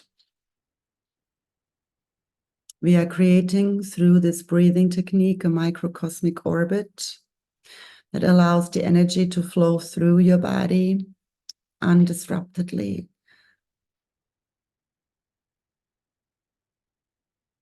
And as you keep breathing the energy all the way up to the crown and you're exhaling it, allowing it to move down your spine from the back, notice where it had to move a bit stronger to move through and where it flew easily.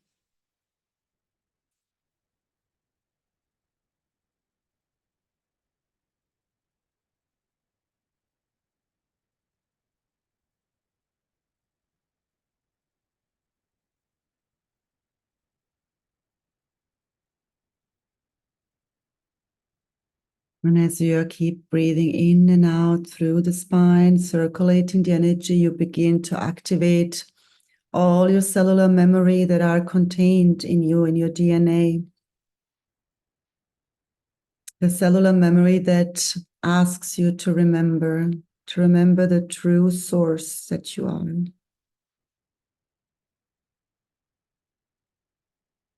And you don't need to do anything, just give that command or that intent and allow the energy to do its work.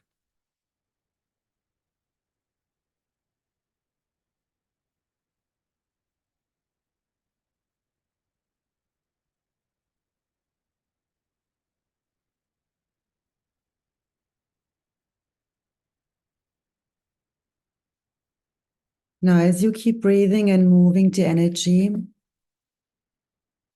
you're going to connect consciously to the center of your sexual energy, knowing that the movement will continue. And as you connect with that center of your sexual energy, I invite you to view it almost as an oracle.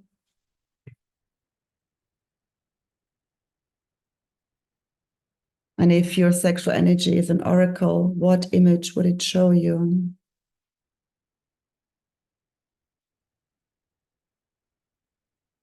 Now, maybe you don't see an image. If you have struggles visualizing, maybe it will come up in a feeling or in a word or otherwise.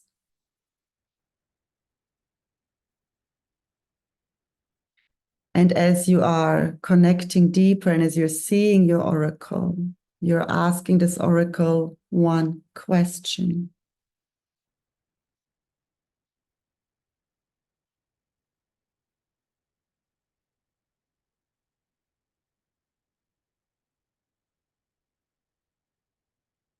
And that question is, what aspect of yourself are you most ashamed to show others? What aspect of yourself are you most ashamed to show others?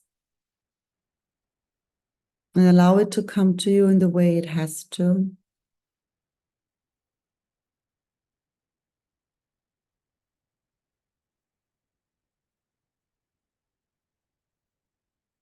And when you get the answer,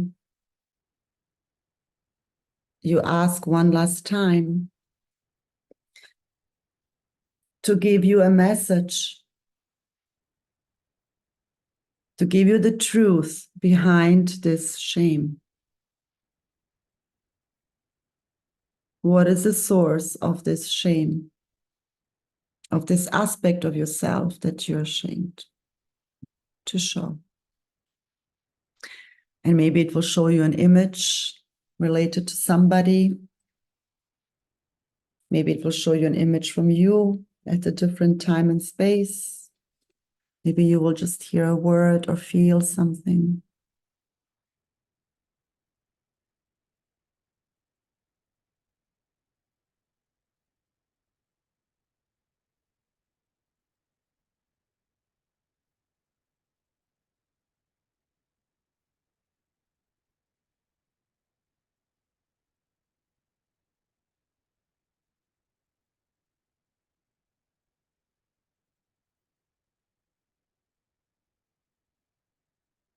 And when you have received the answer, you ask your sexual energy to allow you and to help you to transmute it. You don't need to know how. Allow the energy to do its work. All you have to do is keep breathing.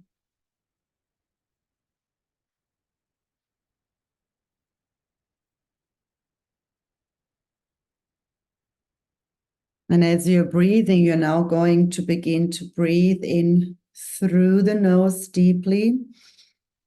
And as you release it, you exhale through the mouth with a sigh.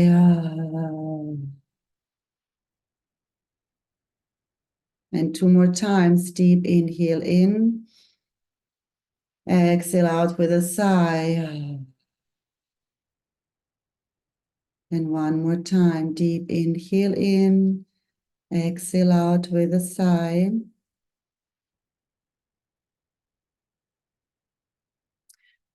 And then on the next exhale we're going to do is we're going to inhale deeply. And then as we exhale, we'll exhale using our throat with an ah, the sound of ah, and we are going to expand it for as long as we can. So it will sound like ah, and like this. But we are not doing the sound through the chest, but through the throat, so it lasts and vibrates longer. And you can place also your hand on your throat. And then again, inhale into the power center. Hold the energy all the way up to the throat. And then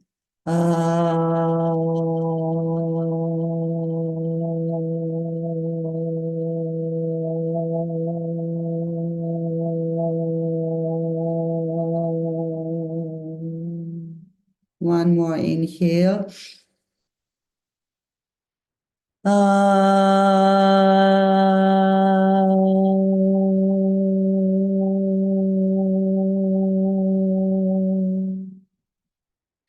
Again, inhale. On the exhale, inhale, you lift your chin up.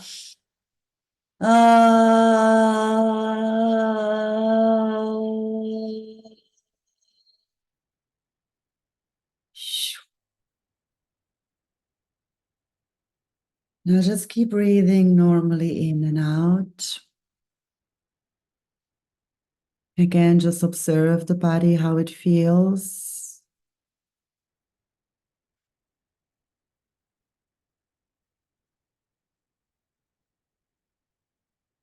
As the sexual energy around you, it's doing its work. You find yourself again outside of that vortex or that ring or wherever it was shown to you. And you very slowly begin again to connect to the present moment. As you breathe in, you begin to notice the sounds more around you and the sense. As you exhale, you begin to slowly move your hands and your toes. Maybe you feel like stretching. And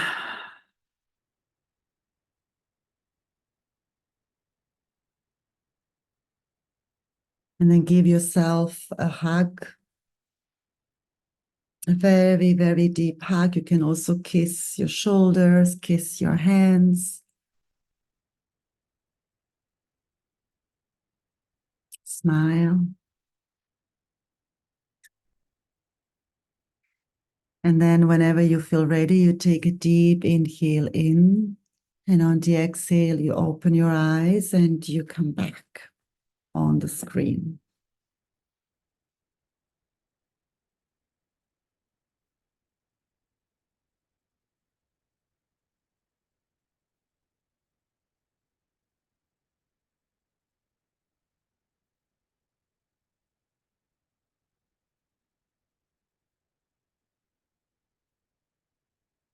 And we are now going to do the Q&A, the finishing off. I want to know, how are you feeling right now? You can type it again into the chat box, or you can just unmute yourself.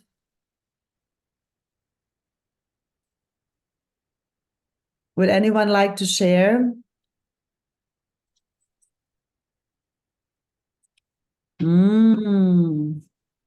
Nice. Serene. It's okay to fall asleep. Peace. I didn't do the serpent one because it would have taken at least 15 minutes more. You slept too. That's good. Is your energy feeling now very different from when you joined?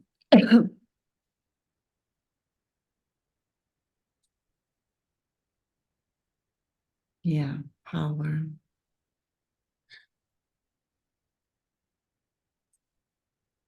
You see, when we connect with the sexual energy, what is actually so powerful about her, and what is really so powerful, is the inner peace that comes with it.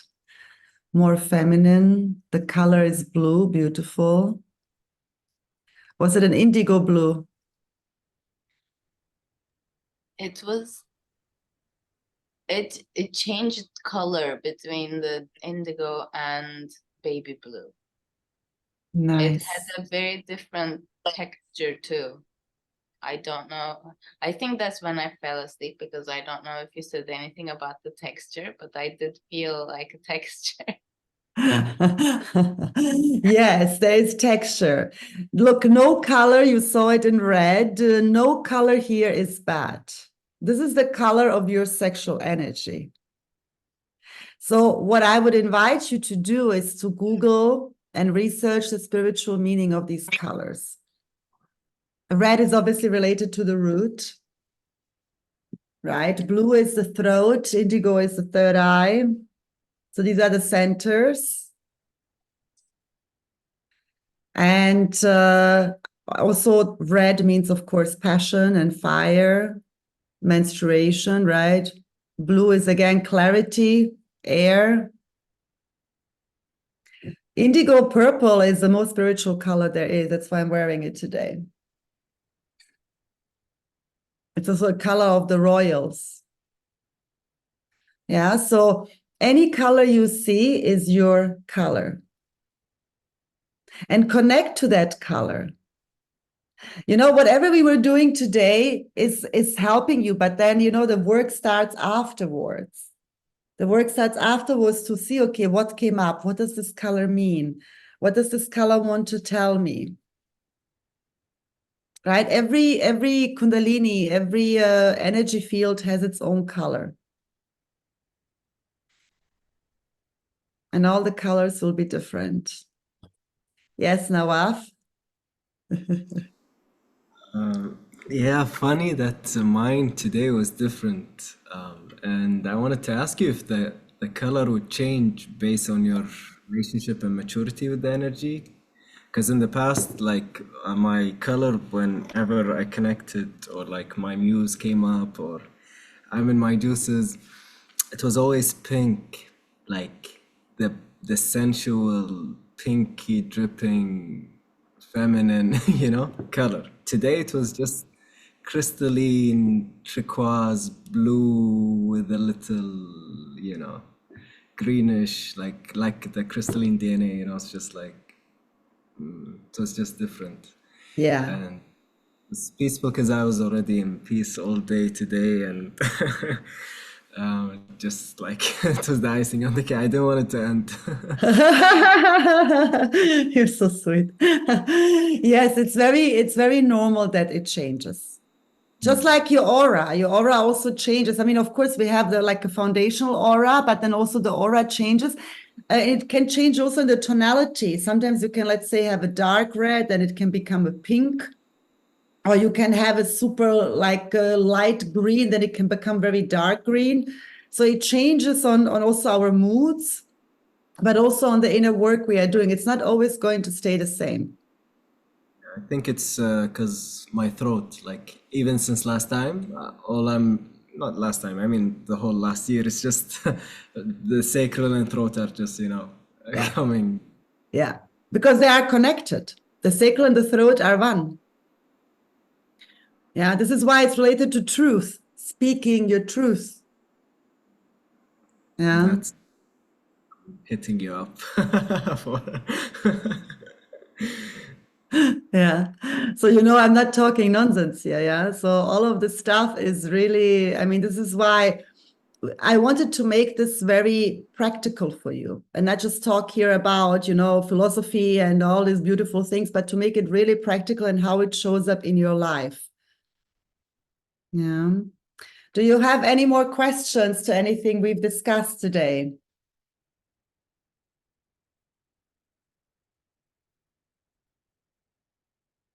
No, it's all very clear. So, a question about the eighth house. I'm still a baby in astrology, and it's just like when you mentioned the eighth house, and I know that this year is the number of 8, and it's related to abundance and other stuff. But what is an eighth house or a house or related? I think. Yeah. So in astrology, we have signs and houses, right? So the houses, we have 12 houses, and the houses govern the areas of life. So like, for example, a star sign in a certain house will give the energy in that area of life, in that house that it's placed in. Yeah, so I'll give you an example. For example, I have Venus in Scorpio in the 8th house. Sometimes you can have Venus in Scorpio in the 5th house. I have it in the 8th house, which is it governs my relationships. Venus is relationships, is beauty, is sex, is all of that. And in the 8th house, it's related to Scorpio themes. So magnetism, the deep, the depth, the occult, soul bonds, like all of this deep stuff. It governs this area of my life, which is a lot about, transformation, death, and rebirth. So it's the areas of life. The first house is, for example, about the self. Yeah, your own personality. Second house is about the body. It's about finances, material wealth. This is Taurus, Earth. Third house is communication, siblings, just to give you a very short description. Fourth house is your roots, your ancestral lineage, your home. It's also a feminine house, also a psychic house. Fifth house is romance. Romance, not necessarily committed, but romance. Fun, children, playfulness, creativity. Sixth house is work, your daily routine, health. Seventh house is contractual relationships, marriage, partnerships, contracts, legal contracts. Yeah. Eighth house is what I all mentioned. Ninth house is your beliefs, travel. Do you go through these houses like house by house, working into balancing, or is it just something No, you don't have to go through each houses. No. It's just what they represent, you know. So I'm giving you the example of 8th house because the number 8 is representative of these areas in our lives. It's all connected, you know. The number doesn't stand alone by itself somewhere. Like it has a connection to, you know, like all these ancient teachings. And number 8, of course, is abundance, is money, but also number 8 is the number of amplification. Yeah. Yeah, it's a lot of questions. Exactly. This is more for one-on-one. Yeah. So, I mean, obviously, mini workshop 2 hours. So I hope, and most of you stayed. I know that one lady, she had to go. So, as I said, I'm doing these mini workshops to figure out a bigger program that I will be, you know, doing online. Then, of course, you can also always work with me one-on-one if you feel called to. If you feel called to work on your own traumas, on your own sexual energy, on your own womb initiation, on your own balancing of masculine and feminine energies, to understand really your energetics. Yeah. Right? So this is something, you know, we cannot discuss everything in one little webinar. Gökçe, yes, please. You need to unmute yourself. Sorry, sleep deprivation. I hope I can gather the words together. I have a question about how this energy correlates to human design, because I want to be able to help, especially my projector male clients, because I have a feeling I'm a generator and my 4 motors are defined. Like I always felt like I had very high sexual energy, but I don't feel conditioned by it, just because I think I have grown with it to be able to learn how to create. I'm always in creation mode, so I don't feel the need to express it through sex. But especially projector men, also my ex-husband was like this. When they are with me, they feel that energy and they think it's theirs. How can I help them understand the difference between that, apart from trying to explain, look, you're a projector, you might feel my sexual energy, but it's not yours. Like, is there a practice or like something practical I would be able to tell them to like connect to their own sexual energy?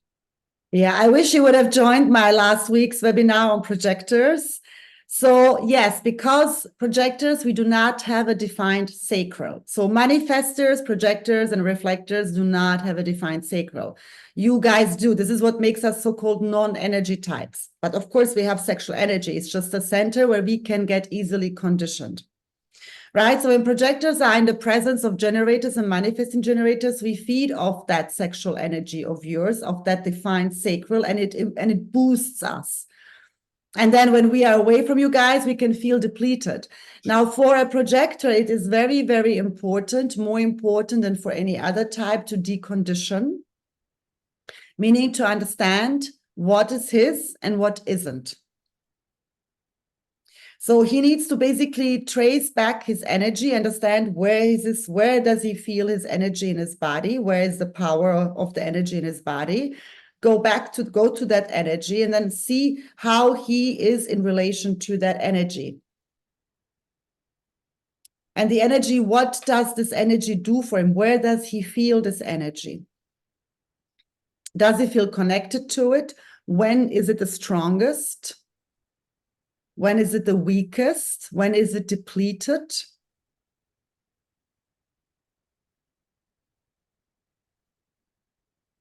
And then let them, just as we did now in the meditation, let them connect to that energy, and then also let this energy show to them what part of them is theirs and what part of them isn't. Like what part of their beliefs is theirs and what isn't. So for projectors, I mean, for all energy, for all types, but for projectors, it's very important to master their energy, to understand their energy, because otherwise we burn out because we're trying to keep up with everyone around us that has defined sacral, and we cannot. We simply don't have that. Yeah, does that make sense? It does make sense, but it must be very hard for projector men to be able to come to terms with that thinking. Like in our modern life, men are highly sexualized, and it's always said like men always want to have sex and should want to have sex if you're healthy. But that doesn't mean projector men don't have that. My former partner was a projector, and we had zero issues. So it doesn't mean that he doesn't have a high sex drive just because it doesn't have a defined sacral. Okay. It doesn't mean that. It just shows, it's just how the energies are designed so that we can guide, because we need these centers undefined so that we can feel others. Because as you know, the undefined centers is where we feel others more, where we take in their energy. So we are designed to take in this energy to understand you guys and then to guide these energies. But we need to make sure that we understand they're not ours. But the reason they're undefined is so we can pick up on them. This is the way how we can read energies. Yes, got it. Thank you. You're welcome. Yeah. When you said be more afraid of men in you, that killed me. I'm so sorry. Oh God. Miranda. I am so sorry. I hope I didn't make you sad, but I am just, I say things as they are. I mean, I'm not, one of these coaches people go to if they want to hear lies and airy-fairy stuff. I do say it with love, but it is the truth, and the truth can sometimes sting, right? Yes, because like all my life, I'm trying to be strong as a man. And then, you come and say this, that actually it's not good to be this way. Like it killed the feminine completely. You see, it's not about not being good. We have to have this masculine container. But this masculine container creates your own stability, right? But it's not about the false strength. You don't need, when this container is strong, you don't feel this urge to be strong all the time. You can allow yourself to just relax. Even when you have no partner. Of course, it's easier with a partner, but when you are a single woman, you have to play with what you have. And that's actually the perfect time to build yourself so you can, call in the right partner for you. And you don't have to be strong all the time. You're not a man. You just need to have a strong, healthy, masculine container. Okay. Yeah. Thank you. You're welcome. All right, my loves. Then with that, I'm going to close this webinar today. I thank you all so much for being with me. It was really such an honor and pleasure and joy and passion and all of this beautiful stuff to share our sexual energies. And I hope that you took with you a lot of things you didn't know, that you gained clarity on many things. As I said, I'm going to create a bigger program on that. And of course, if anyone desires to work one-on-one with me, you can always DM me. You can always do that. And if you have any questions, I'm always here. Oh, thank you guys so much. I appreciate it. Next week, it's feminine energy, womb energy. I am going to Dorota. Can you DM me on Instagram your emails? I'm going to send it to you via V-Transfer. So anyone who wants the replay, just DM me on Instagram, or whoever has my WhatsApp, you can WhatsApp me, otherwise on Instagram. And then, I will send it to you. through V-transfer. So you can re-listen to it and all of that. Awesome. I look forward to it too. I'm sending you all so much love. And tonight, I'm sure you're going to sleep a little bit different. Mwah. Thank you all and have a good night. See you next time.